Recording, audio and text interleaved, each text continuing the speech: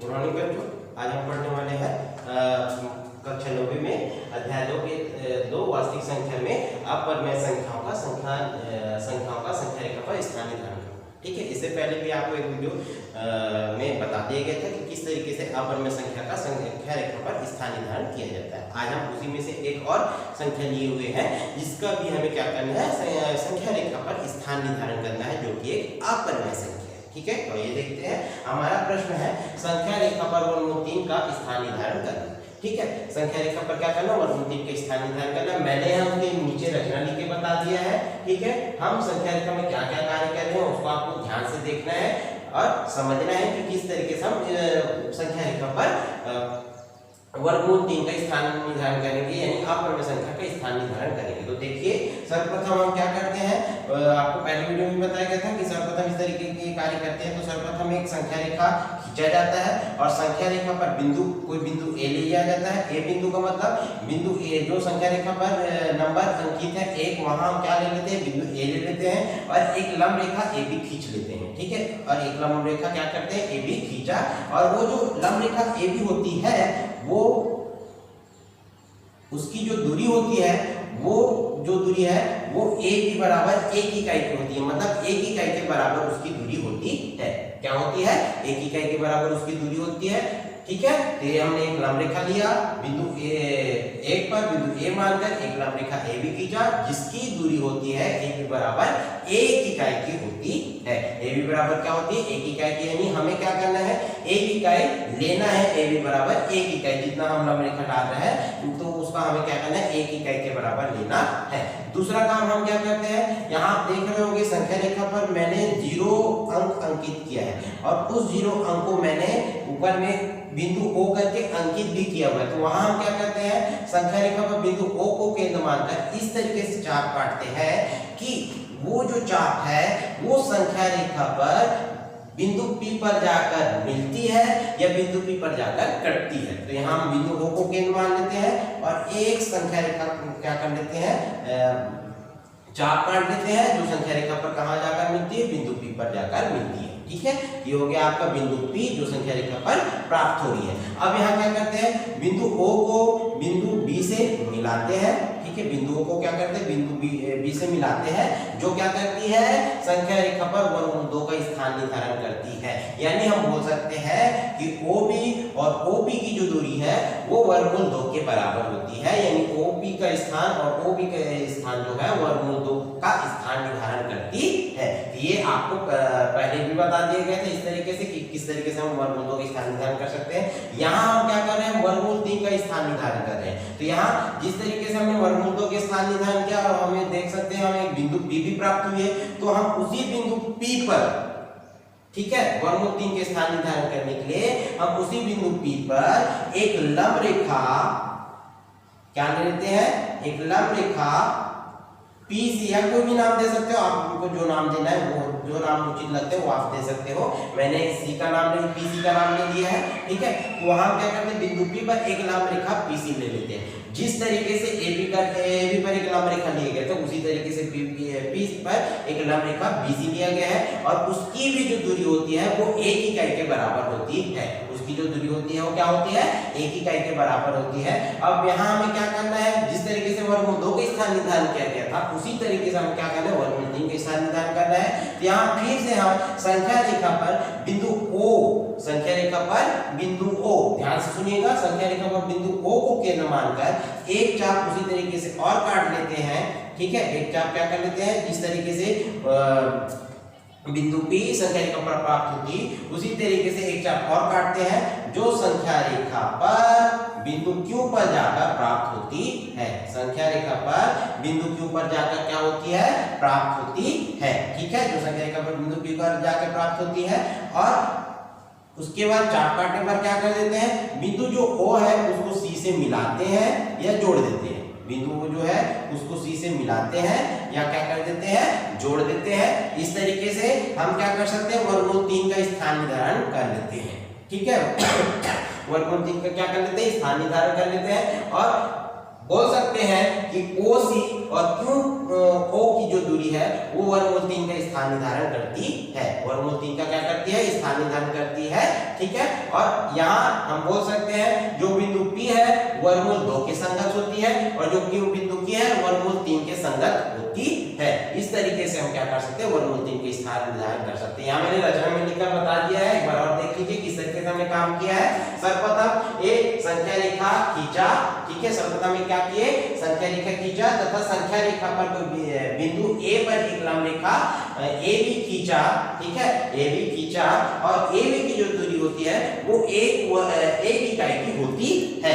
AB की जो दूरी होती है वो क्या होती है? एक इकाई की होती है। और उस लंब खींचने के बाद बिंदु B को क्या करते हैं? O से मिलाते हैं। बिंदु B को लंब खींचने के बाद क्या होता है? बिंदु O को केंद्र मानकर हम एक ऐसा चाप काटते हैं जो संख्या रेखा पर क्या करें? कोई भी बिंदु पर जाके मिलती है। हमने जैसे क्या एक बिंदु P लिया हुआ है तो हम बता सकते हैं कि हमने एक चाप काटा है बिंदु O को केंद्र मानकर, जो संख्या रेखा पर कहां पर जाकर प्राप्त होती है? बिंदु O पर जाकर प्राप्त होती है, या बिंदु P पर जाकर प्राप्त होती है, या बिंदु P पर काटती है। नेक्स्ट काम हम क्या करते हैं? बिंदु B को O से मिलाते हैं। बिंदु B को क्या करते हैं? O से मिलाते हैं। इस तरीके से हमें वर्गमूल 2 का स्थान निर्धारण प्राप्त हो जाती है। O से लेकर B तक की जो दूरी होती है वर्गमूल 2 होती है। उसी तरीके से O से जो B तक की दूरी होती है वो भी वर्गमूल 2 का स्थान निर्धारण करती है। वर्गमूल 2 का क्या करती है? स्थान निर्धारण करती है। ये होगी आपकी वर्गमूल 2 का स्थान निर्धारण, यहाँ मैंने लिख दिया है। ठीक है, उसके बाद हम क्या करते हैं?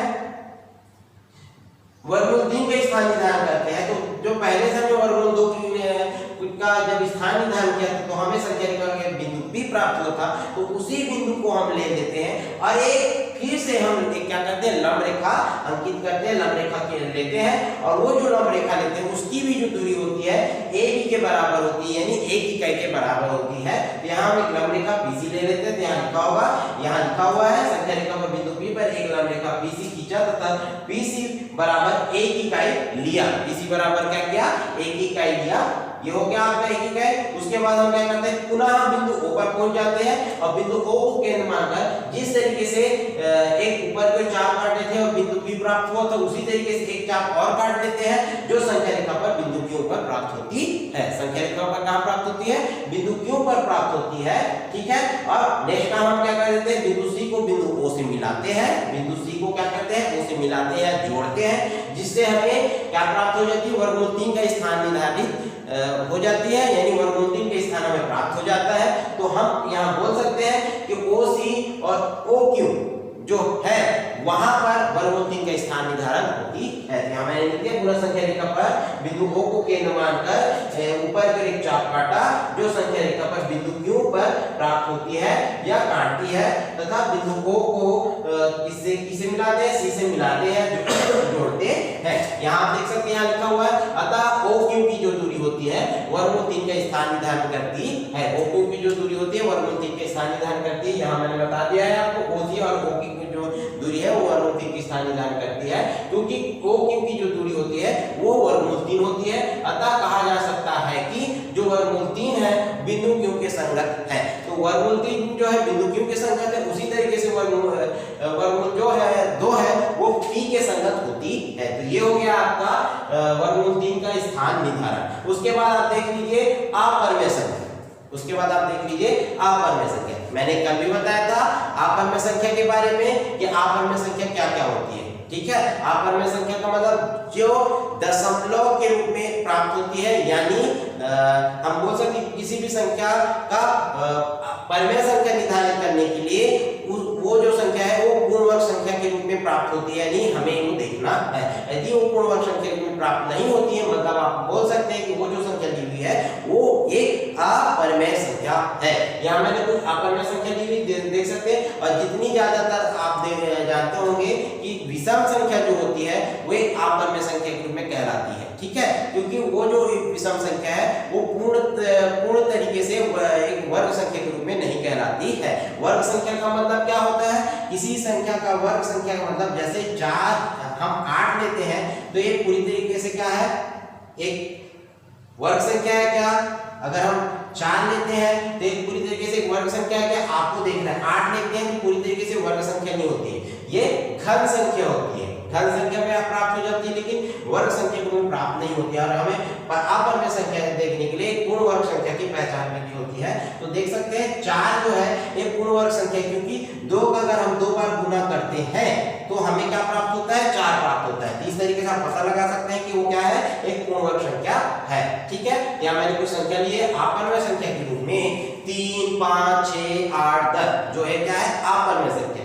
उसके तहत मैंने कुछ और संख्या ली हुई है जिसको हम बताएंगे कि वो परमेय संख्या है या अपरमेय संख्या। जैसे कि 5 धन वर्गमूल 2 वर्गमूल 3 1 5 वर्गमूल बटा 2 और वर्गमूल 3 बटा 2 लिया हुआ है। ठीक है, वर्गमूल 3 बटा क्या लिया हुआ है, 2 लिया हुआ है। इसको हमें देखना है कि वह वर्गमूल जो संख्या है वो परमेय संख्या है या नहीं। तो यहाँ मैंने कुछ रूट लिए हुए हैं, वर्गमूल 3 वर्गमूल 2 वर्गमूल 5, उसका दशमलव रूप हमें प्राप्त कर लिया। देख सकते हैं वर्गमूल 2 का 1.4142 और वर्गमूल 3 का 1.73205 और वर्गमूल 5 का जो है वो 2.23606 दिया हुआ है। यहाँ में सबसे पहले 5 धन वर्गमूल 2 को लेते हैं। देख लीजिएगा किस तरीके से कहते हैं 5 धन वर्गमूल 2 एक परमेय संख्या अपरमेय संख्या है, नहीं हमें प्रदर्शित करना है। तो आपको तो 5 यहाँ दिया हुआ है, तो वर्गमूल 2 का हम दशमलव संख्या वाले संख्या को ले लेते हैं। तो यहाँ क्या प्राप्त होगा 1.41, ठीक है 421। यहाँ देख सकते हैं 1.41421। इसको हम जोड़ते तो क्या प्राप्त होता है 6.41421। अब यहाँ देख सकते हैं 6 हमें क्या प्राप्त हुआ 41421। 4 क्या प्राप्त हुआ है 421। ठीक है, तो यहाँ आप देख सकते हैं ये जो संख्या है ये आसान संख्या कहलाती है, आसान दशमलव निरूपण कहलाती है। ठीक है, शांत और आसान पता है ना आप लोगों को, पिछली क्लास में हमने अच्छे तरीके से पढ़ लिया था। शांत मतलब जो संख्या एक बार में भाग चली जाती है वो शांत दशमलव निरूपण कहलाती है, और जो संख्या की बार-बार पुनरावृत्ति होती है या दशमलव के रूप में लगातार बढ़ती ही रहती है वो कहलाती है आपका आसान। ठीक है, यहाँ आप देख सकते हैं ये आसान है और संख्याओं की अनावर्ती है। संख्याओं की अनावर्ती मतलब संख्याओं की पुनरावृत्ति नहीं हो रही है। ठीक है, संख्याओं की पुनरावृत्ति नहीं हो रही है, अतः 5 धन वर्गमूल जो 2 है वो एक अपरमेय संख्या कहलाएगी। ठीक है, हमने जोड़ा है तब देख लीजिए 5 धन वर्गमूल 2 मतलब जोड़ने पर भी हमें क्या प्राप्त हो रहा है अपरमेय संख्या प्राप्त हो रही है। अब दूसरा देख सकते हैं वर्गमूल 3 ले लेते हैं। ठीक है, तो वर्गमूल 3 × 1 वर्गमूल 3 × 1 यहाँ देख सकते हैं किस तरीके से हल करेंगे। वर्गमूल 3 तो वर्गमूल 3 का मापन क्या है 1.7325। ऋण क्या है आपका 1, ऋण क्या है आपका 1 है। तो यहाँ आपको क्या करोगे, यहाँ घट रही है तो घट रही तो यहाँ क्या हो जाएगा, यहाँ आंसर आपको प्राप्त हो 0.7320। यहाँ क्या प्राप्त होता है 5 प्राप्त होता है। ठीक है, 0.7320 प्राप्त होता है। वर्गमूल 3 में अगर हम 1 घटाते हैं और वर्गमूल 3 का दशमलव निरूपण यहाँ देख सकते हैं 1.732005 है, तो हम घटाते तो 0.732005 प्राप्त होती है। यहाँ भी एक क्या है अशांत है लेकिन अनावर्ती है। लेकिन अनावर्ती है मतलब संख्याओं की पुनरावृत्ति दशमलव के बाद संख्याओं की पुनरावृत्ति नहीं हो रही है, इसलिए आसान दशमलव निरूपण है। और एक अनावर्ती होने के कारण ये भी जो संख्या है वर्गमूल 3 वो एक अपरमेय संख्या में आती है, यानी अपरमेय संख्या कहलाती है। उसके बाद आप देख सकते हैं बट्टे के रूप में एक संख्या मैंने ले लिया है।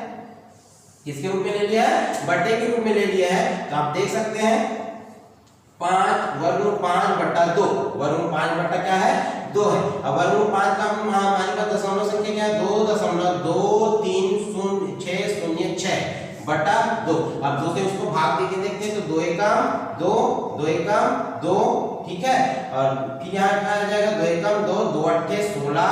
ठीक है, 2 अट्ठे 16 2 शून्य 0 और 2 तिया 6। यहाँ क्या प्राप्त होता है 1 दशमलव, यहाँ मैं लिख देता हूँ 1.1 ठीक है 1.8 और 2 तिया 6। तो 1.11803 हमें यहाँ क्या होती है, प्राप्त होती है। यानी एक जो संख्या है इसमें आप देख सकते हैं दशमलव के बाद जो संख्या प्राप्त होती है वो एक आसान दशमलव निरूपण है ना। क्या है? एक आसान दशमलव निरूपण है और इसमें भी संख्याओं की पुनरावृत्ति नहीं हो रही, यानी अनावृत्ति है, यानी संख्याओं की पुनरावृत्ति नहीं हो रही है। मतलब ये भी जो संख्या है एक अपरिमेय संख्या के रूप में कहलाती है। एक और संख्या आप देख सकते हैं, चौथा ले लेते हैं, वर्गमूल 3/2। वर्गमूल 2 दिया हुआ है, इसका भी हम निकाल लेते हैं। 3 का गुणा करते हैं वर्गमूल 2 के दशमलव संख्या से, तो देख सकते हैं 1.414221। इससे हम अगर गुणा करते हैं तो हमें संख्या प्राप्त होती है। क्या प्राप्त होती है? 4.42। ठीक है, 4 दशमलव क्या होता है, सॉरी 4.24263। यहाँ क्या प्राप्त होता है?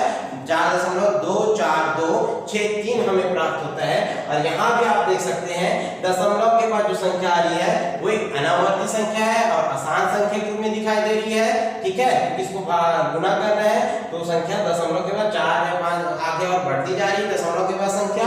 तो यहाँ भी जो संख्या है ये आसान है और अनावर्ती संख्या होने के कारण इसे भी हम बोल सकते हैं कि अपरिमेय संख्या है। तो ये अपरिमेय संख्या की पहचान होती है। इस तरीके से हम क्या कर सकते हैं, किसी भी संख्या का अपरिमेय संख्याओं की हम पहचान कर सकते हैं। तो यहाँ हमें निष्कर्ष निकलता है कि किसी भी परिमेय संख्या और अपरिमेय संख्या, किसी भी परिमेय संख्या और अपरिमेय संख्या देख सकते हैं 5 वर्गमूल 2 वर्गमूल 3 ऋण 1 वर्गमूल 5/2 और वर्गमूल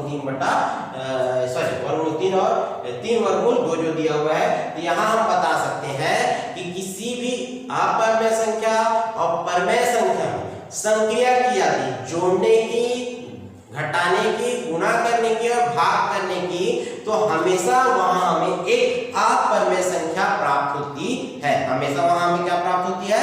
अपरिमेय संख्या ही प्राप्त होती है। यानी आप बता सकते हैं कि कभी भी कोई अपरिमेय संख्या और परिमेय संख्या की संक्रिया की जाती है तो हमें एक अपरिमेय संख्या प्राप्त होती है। तो आज का टॉपिक में हमारा था एक परिमेय संख्या रेखा पर वर्गमूल 3 का स्थान निर्धारण करना और दूसरा था अपरिमेय संख्या की पहचान। ये आप लोगों को अच्छे तरीके से समझ में आ गया होगा। नहीं समझ आया होगा तो फिर आप देख सकते हैं इस तरीके से हम क्या कर सकते हैं, काम कर सकते हैं और अपरिमेय संख्या को आप बता सकते हैं। ठीक है, तो आज का हमारा क्लास यही समाप्त होता है। धन्यवाद।